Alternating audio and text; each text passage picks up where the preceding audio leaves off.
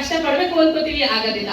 ಓದ್ಬೇಕು ಅನ್ಕೋತೀವಿ, ಇಷ್ಟೊಂದು distraction. Mobile ಇದೆ, ಆ ಕಡೆ ಟಿವಿ ಇದೆ, ಮೊಬೈಲ್, ಈಗಂತೂ ಇಂಟರ್ನೆಟ್ ಇದೆ, ಇನ್ಸ್ಟಾಗ್ರಾಮ್ ಇದೆ ಅಲ್ವಾ. ಇಷ್ಟೊಂದು ಡಿಸ್ಟ್ರಾಕ್ಷನ್ ಮಧ್ಯ ಓದೋದು ಹೆಂಗೆ? ಯಾಕೆ ವಿಶ್ವೇಶ್ವರ ವಿಜ್ಞಾನ ಪದವಿ ಪೂರ್ವ ಮಹಾವಿದ್ಯಾಲಯದಲ್ಲಿ ಶೈಕ್ಷಣಿಕ ಸಾಲಿನ ಕ್ರೀಡಾ ಹಾಗೂ ಸಾಂಸ್ಕೃತಿಕ ಚಟುವಟಿಕೆಗಳ ಉದ್ಘಾಟನಾ ಸಮಾರಂಭ ಅದ್ದೂರಿಯಾಗಿ ಜರುಗಿತು.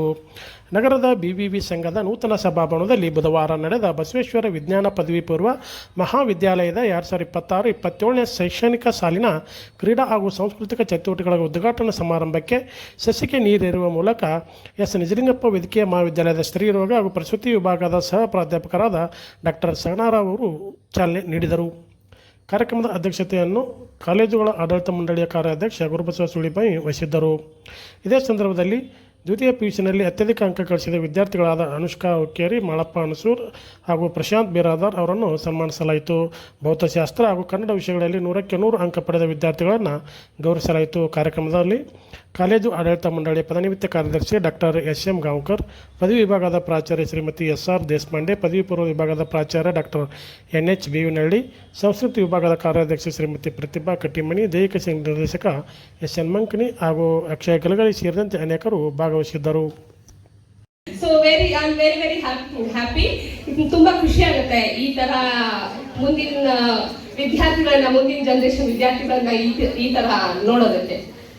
ಯಾವುದೇ ಒಂದು ನಾವು ನಮ್ಮ ಬದುಕಲ್ಲಿ, ಜೀವನದಲ್ಲಿ ಒಂದು ಏನಾದ್ರು ಅಚೀವ್ ಕಷ್ಟ ಪಡ್ಬೇಕು, ಎಲ್ಲರೂ ಮನಸ್ಸು ಮಾಡ್ತೀವಿ. ಈ ವಯಸ್ಸಲ್ಲಿ ಮೇನ್ ಏನು ಅಂದ್ರೆ ಕಷ್ಟ ಪಡ್ಬೇಕು ಅನ್ಕೋತೀವಿ, ಆಗೋದಿಲ್ಲ. ಓದ್ಬೇಕು ಅನ್ಕೋತೀವಿ, ಇಷ್ಟೊಂದು ಡಿಸ್ಟ್ರಾಕ್ಷನ್. ಮೊಬೈಲ್ ಇದೆ, ಆ ಕಡೆ ಟಿವಿ ಇದೆ, ಮೊಬೈಲ್, ಈಗಂತೂ ಇಂಟರ್ನೆಟ್ ಇದೆ, ಇನ್ಸ್ಟಾಗ್ರಾಮ್ ಇದೆ ಅಲ್ವಾ. ಇಷ್ಟೊಂದು ಡಿಸ್ಟ್ರಾಕ್ಷನ್ ಮಧ್ಯ ಓದೋದು ಹೆಂಗೆ? ಯಾಕೆ ಓದ್ಬೇಕು? ಎಷ್ಟು ನಾವು ಕಷ್ಟ ಪಡ್ಬೇಕು? ಸೊ ಅದಕ್ಕೋಸ್ಕರ ಒಬ್ಬ ಶಿಲ್ಪಿ ಹೇಳ್ತಾನೆ, 2 ಕಲ್ಲು ಇರ್ತಾವಂತೆ, ಬರೀ ಸಾದಾ ಕಲ್ಲುಗಳಷ್ಟೇ ಇರ್ತಾರೆ. ಶಿಲ್ಪಿ ಅದನ್ನ ಕೆತ್ತಕ್ ಬರ್ತಾನೆ. ಕೆತ್ತೋದಂದ್ರೆ ಅಷ್ಟು ಈಸಿ ಅಲ್ವಾ? ಪ್ರತಿ ಸತಿ ಅದಕ್ಕೆ ಕುಟ್ತಾ ಇರ್ತಾನೆ ತಗೊಂಡು. ಅವಾಗ ಒಂದ್ ಕಲ್ಲು ಹೇಳುತ್ತೆ, ಇಲ್ಲಪ್ಪ ನಾವಲ್ಲೇ, ನನ್ಗೆ ಇಷ್ಟು ಕಷ್ಟ ಪಡಕ್ ಆಗಲ್ಲ, ನನ್ ಬಿಟ್ಬಿಡು ಅಂತ ಬಿಟ್ಬಿಡ್ತಾನಂತೆ. ಅದೇ ಇನ್ನೊಂದು ಕಲ್ಲು ಎಲ್ಲಾನು ನೋವನ್ನ ತಡ್ಕೊಳುತ್ತೆ. ಸೊ ಆ ಶಿಲ್ಪಿ ಏನ್ ಮಾಡ್ತಾನೆ, ಆ ಕಲ್ಲನ್ನ ಸುಂದರವಾಗಿ ಕೆತ್ತಿ ಒಂದು ವಿಗ್ರಹ ಮಾಡ್ತಾನೆ, ಒಂದು ಮೂರ್ತಿ ಮಾಡ್ತಾನೆ. ಸೊ ಆ ಮೂರ್ತಿನ ಏನ್ ಮಾಡ್ತಾರೆ ಎಲ್ಲರೂ ಆಮೇಲೆ ದೇವಸ್ಥಾನದಲ್ಲಿ ಇಟ್ಟು ಪೂಜೆ ಮಾಡ್ತಾರೆ, ನಮಸ್ಕಾರ ಮಾಡ್ತಾರೆ. ಅದೇನು ಬೇಡ, ನನಗೆ ಯಾವುದೇ ನೋವು ಬೇಡ ಅನ್ನೋದ್ ಕಲ್ಲು ಏನಾಗಿರುತ್ತೆ, ಟೆಂಪಲ್ ಮೇಲಿರೋ ಒಂದು ಕಲ್ಲನ್ನು ಹತ್ಕೊಂಡು ಹೋಗೋ ಒಂದು ಮೆಟ್ಲಾಗಿರುತ್ತೆ.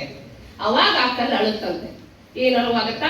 ಇಲ್ಲ. ಸೊ ಅದಕ್ಕೆ ಕಷ್ಟಪಡೋ ಸಮಯದಲ್ಲೇ ಪರಿಶ್ರಮ ಪಡ್ಬೇಕು, ಬಂದಿರೋ ಕಷ್ಟಗಳನ್ನೆಲ್ಲ ಸಹಿಸ್ಕೋಬೇಕು. ಆವಾಗ್ಲೇ ನಮ್ಗೆ ಮುಂದೆ ಒಳ್ಳೆ ಫ್ಯೂಚರ್ ಅಥವಾ ಒಳ್ಳೆ ಭವಿಷ್ಯ ಸಿಗಕ್ಕೆ ಸಾಧ್ಯ. ಇಷ್ಟು ನಾವು ದಿನಾ ಪ್ರಯತ್ನ ಮಾಡಿ ಎಲ್ಲ ಮಾಡಿ ಕಷ್ಟಪಟ್ವಿ, ಜ್ಞಾನನ ಪಡ್ಕೋಬೇಕು. ಬರೀ ಸೂಪರ್ಫಿಷಿಯಲ್ ನಾಲೆಜ್ ಇಂದ ಏನೂ ಆಗೋದಿಲ್ಲ. ಎಕ್ಸಾಮ್ ಇದೆ, ಎಕ್ಸಾಮ್ ಓದ್ತೀನಿ ಅಂತಂದ್ರೆ ಆಗಲ್ಲ. ಆಕ್ಚುಲಿ ಅದಕ್ಕೆ ನೀವು ಜ್ಞಾನ ಶಕ್ತಿನ ನಿಮ್ಮನ್ನ ವೃದ್ಧಿಸ್ಕೋಬೇಕು, ಅಂದ್ರೆ ಬೆಳೆಸ್ಕೋಬೇಕು. ಜ್ಞಾನ ಶಕ್ತಿನ ಹೆಂಗ್ ಬೆಳೆಸ್ಕೋಬೇಕು? ಸೊ ಇಚ್ಛಾಶಕ್ತಿ, ಕಾರ್ಯಶಕ್ತಿ ಎರಡು ಕೂಡಿದಾಗಲೇ ಮಾತ್ರ ಮನುಷ್ಯಂಗೆ ಜ್ಞಾನ ಶಕ್ತಿ ಅನ್ನೋದು ಬರಕ್ ಸಾಧ್ಯ. ಅದೇ ಜ್ಞಾನ ಶಕ್ತಿ ಅನ್ನೋದು ಪುಸ್ತಕ ಭಂಡಾರದಿಂದ ಬರುತ್ತೆ. ಸೊ ನಾವೆಲ್ಲ ಕಾಲೇಜ್ ಹೋಗುವಾಗ library was like very important. ಏನೇ ಒಂದು ಬೇಕಿತ್ತಂದ್ರು ಲೈಬ್ರರಿ ನೋಡ್ಕೊಂಡು ಬರ್ತಿದ್ವಿ ಬುಕ್ಸ್ಗೆ. ಇಲ್ಲ ಸೀನಿಯರ್ಸ್ ಇಂದ, ಅವರಿಂದ ಇವರಿಂದ ಎಲ್ಲಾ ಕಡೆಯಿಂದ ನೋಟ್ಸು, ಎಲ್ಲಾ ಟ್ಯೂಷನ್ಸ್ ಹೋಗಿ ನೋಟ್ಸ್ ಕಟ್ಕೊಳ್ಳೋದು, ನಮ್ಮ ಸೀನಿಯರ್ಸ್ ನೋಟ್ಸ್ ಇಸ್ಕೊಳ್ಳೋದು, ಎಲ್ಲಾ ಕಷ್ಟಪಟ್ಟು ಓದ್ತಾ ಇದ್ವಿ. ಅವಾಗ ಈಗ ಹಾಗಿಲ್ಲ. ನಾವು knowledge is available everywhere. It is just on your finger tip ಅಲ್ವಾ? ಈಸಿ ಆಕ್ಸೆಸಿಬಲ್ ಇದೆ. ನೀವು ಒಂದು ಗೂಗಲ್ ಅಲ್ಲಿ ಹಾಕ್ಲಿ, ಒಂದು ಇದಾಗ್ಲಿ, ಯಾವ್ದ್ರಲ್ಲಿ ನೀವು ಹಾಕಿದ ಕೂಡ ಇಮಿಡಿಯೇಟ್ಲಿ ನಿಮ್ಗೆ ಎಲ್ಲ ಇದು ಇನ್ಫಾರ್ಮೇಶನ್ ಅನ್ನೋದು ಸಿಕ್ಬಿಡುತ್ತೆ. ಸೊ ಇನ್ಫಾರ್ಮೇಶನ್ ಅನ್ನೋದು ಎಲ್ಲಾ ಕಡೆ ಅವೈಲೇಬಲ್ ಇದೆ. It is very easy to access it.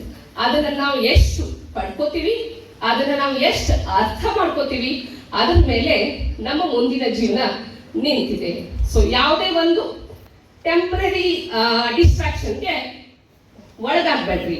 ಈ ಟೈಮಲ್ಲಿ, ಈ ಮೂಮೆಂಟ್ ಅಲ್ಲಿ ನಿಮ್ಗೆ ಅದು ಖುಷಿ ಕೊಡುತ್ತೆ. ಈ ಮೂಮೆಂಟ್ ಅಲ್ಲಿ ಪಾರ್ಟಿ ಮಾಡೋಣ, ಈ ಮೂಮೆಂಟ್ ಅಲ್ಲಿ ಅದನ್ನ ಮಾಡೋಣ, ಈ ಮೂಮೆಂಟ್ ಅಲ್ಲಿ ಹೊರಗೆ ಅಡ್ಡಾಡೋಣ, ಈ ಮೂಮೆಂಟ್ ಅಲ್ಲಿ ಮೂವಿ ನೋಡೋಣ. These are all like temporary things. But ನಿಮಗೆ ಲಾಂಗ್ ಟರ್ಮ್ ಅಲ್ಲಿ ನಿಮಗೆ ಯಾವುದು ನಿಮಗೆ ನಿಮ್ಮ ಹೆಲ್ಪ್ ಆಗುತ್ತೆ, ನಿಮಗೆ ಯಾವುದು ನಿಮ್ಮ ಭವಿಷ್ಯಕ್ಕೆ ಬುನಾದಿ ಹಾಕೋದಂದ್ರೆ ಕೇವಲ ಪರಿಶ್ರಮ, ಕೇವಲ ಕಷ್ಟಪಡೋದು ಮತ್ತೆ ನಿಮ್ಮ ನಾಲೆಜ್. ಓಕೆ, ಇಂದಿನ ಯುವ ಜನಾಂಗಕ್ಕೆ ಇನ್ನೊಂದು ಅತಿ ಮುಖ್ಯವಾಗಿ ನಾ ಏನ್ ಹೇಳೋದು ಅಂದ್ರೆ, ಎಲ್ಲರೂ ಕಷ್ಟಪಡ್ತೀರಾ, ಮಾಡ್ತೀರಾ, ಅತಿಯಾಗಿ ಚೆನ್ನಾಗಿ ಓದ್ತೀರಾ, ಎಲ್ಲ ಎಕ್ಸಾಮ್ ಬರೀತೀರಾ, ಬಟ್ ಏನೋ ಒಂದು ಕಾರಣಕ್ಕೆ ಮಾರ್ಕ್ಸ್ ನಾವು ಅನ್ಕೊಂಡಿದ್ದಷ್ಟು ಬರಲ್ಲ, ಕಡಿಮೆ ಬಂತಪ್ಪ, ಏನೋ ನಾವು ಅನ್ಕೊಂಡಿದ್ದಷ್ಟು ಆಗಲ್ಲ. ಅಷ್ಟಕ್ಕೆ ಡಿಸ್ಹಾರ್ಟನ್ ಆಗಿ ಅಯ್ಯೋ ಏನು ಬೇಡ ನನಗೆ. ಸೊ ದಿಸ್ ನೆಗೆಟಿವ್ ಆಟಿಟ್ಯೂಡ್ ಅಂದ್ರೆ ಏನಂದ್ರೆ, ಈ ಒಂದು ಫೇಲ್ಯೂರ್ನ ಎಕ್ಸೆಪ್ಟ್ ಮಾಡುವಂತಹ ಶಕ್ತಿನೂ ಬೆಳೆಸ್ಕೊಳ್ಳೋದು ಬಹಳ ಇಂಪಾರ್ಟೆಂಟ್. ಎಲ್ಲರಿಗೂ ಗೊತ್ತಿರೋ ತರ failure is the step stone